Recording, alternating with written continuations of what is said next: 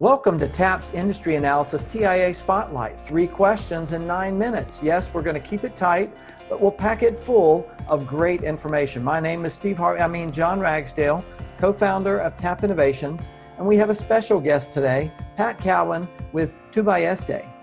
Thanks for joining our show today, Pat. Before we get started, though, with the questions, please introduce yourself and your company in less than 30 seconds, Pat. My name is Pat Cowan. The company's name is Tubaiste. It's Gaelic. It means to avert disaster.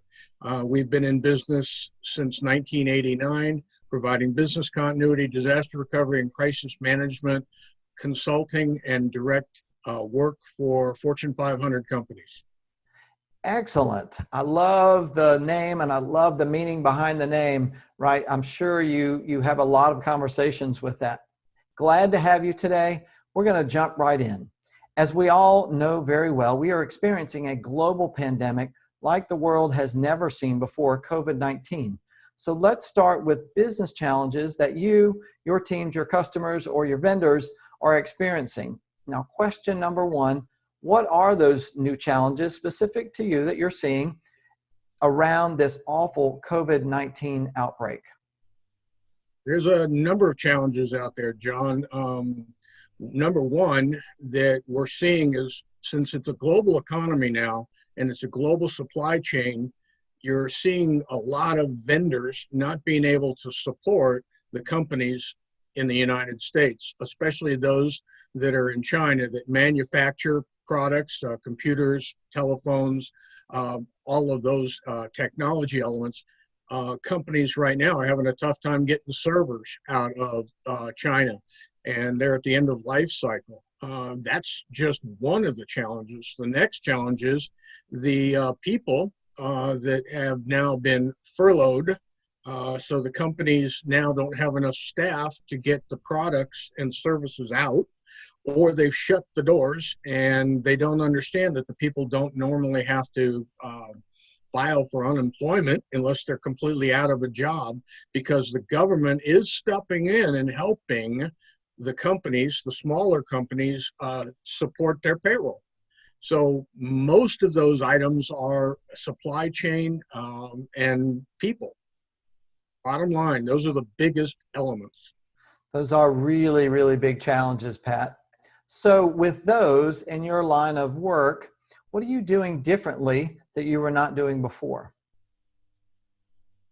Oh man, that's a tough question, because as a consultant to these Fortune 500 companies and small businesses, all I can do is give them the information that I'm getting from the Small Business Association, part of outreaching with FEMA for public assistance and federal assistance. It's an unprecedented thing that the President of the United States has now declared a 50-state disaster for every single state, which means all the states can get assistance. You just have to know where to go and how to get it. The problem that we're having and how we're trying to solve it is get that information out, because a lot of companies don't have business continuity plans. And the ones that do, they were only given lip service to the pandemic epidemic strategies and plans, and they said, oh, it'll never happen. And when I'm out there consulting, I develop the plans and I tell them it will happen, and it's just a matter of time. And now they're finding it out. So right now, in a lot of cases, it's a little too late to do anything and build a resilient program. However, going forward, this is not the only time that you're going to have a pandemic epidemic. We do not have an antiviral right now for this particular novel virus. It's going to come back around. We had it with H1N1. We're going to have it with this. In a lot of cases, people are stockpiling things that they don't need to stockpile. And the education has got to go out there is, what do you really need in your house? What do you need in your business to be resilient, to keep operating?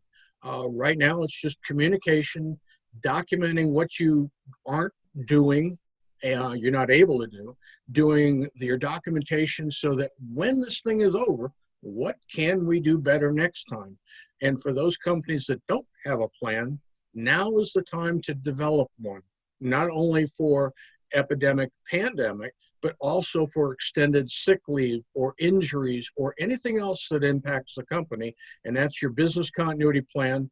IT, technology, disaster recovery, and crisis management is how you communicate and control your environment. So the best thing now is, while we're holding, is start developing the plans.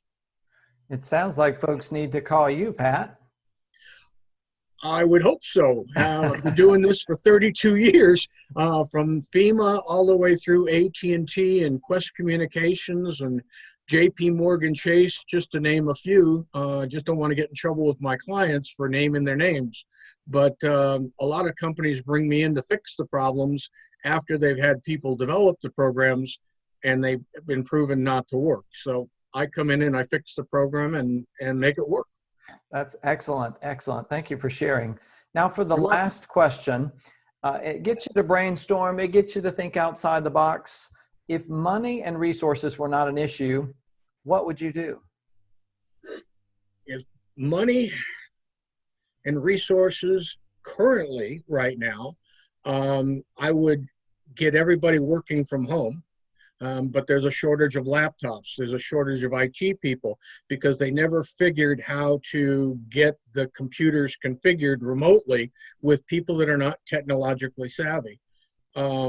But that's for right now. If the money was not an object, I'd get the computers in, I'd get them configured for whichever company needed them and get them out to the people and then support them with a sound help desk.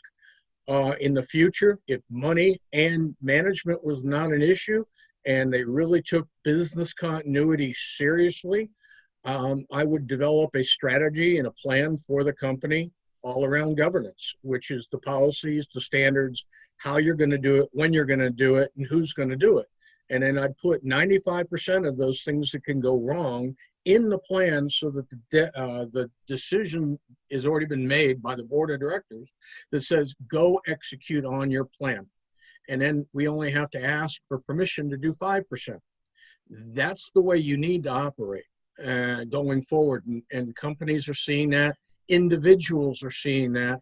And the individuals and families, they need to start understanding what business continuity is all about just for their families, because this isn't over. Once the illness is over, and when it does come back around, it's going to have another impact. But now the small businesses are probably going to have a tough time getting started up again. And that's going to hurt not only the owners, but the employees, which then has a snowball effect. There's no tax base for the local governments, so you can't repair roads, infrastructure, or anything else that goes with it. So failure to plan is not an excuse anymore. Companies need to plan in the future. It's going to be very challenging, and those are some great ideas. I appreciate you bringing out those nuggets, and we will highlight those obviously in the video here, but we're going to take a lot of this information from the videos that we're creating and make sure that it is incorporated in a larger content set. So stay tuned for that. Hey, listen, Pat, those, again, thank you for that. Hopefully the posting of this video, and as I mentioned, we're going to find ways to implement some of those ideas during this pandemic to help others. Any final comments from you, Pat? I'm an old Marine, so I'm really forthright and I speak directly from experience and from my heart. People, you got to take ownership of your own resilience planning, whether it's COVID, whether it's anything that goes along with business or family. You can't expect somebody to bail you out. You've got to put in the work yourself. And that's for businesses and that is for the individuals. And I can't stress it enough. We built a strong country based upon people, and it's a great country to be part of, but everybody has to pull their part. They've got to stay separate. And now in Wisconsin, we're 10 feet apart because you could be spraying for that further distance than just 6 feet. You've got to stay social distance, and they keep saying flatten the curve. You've got to do that, or this thing will keep coming back up. Remember, there are people out there that are asymptomatic, that when everybody's allowed to start congregating again, you're going to have people that are going to be exposed again. So you're going to have to be prepared for that. And that's the best advice I can give anybody right now, John. Oh, great advice. Again, excellent. Thank you again, Pat Cowan from Tubaiste, for joining us here on TAPS Industry Analysis TIA Spotlight. Stay safe, 10 feet apart, and healthy, and let's work together to get through this challenging time.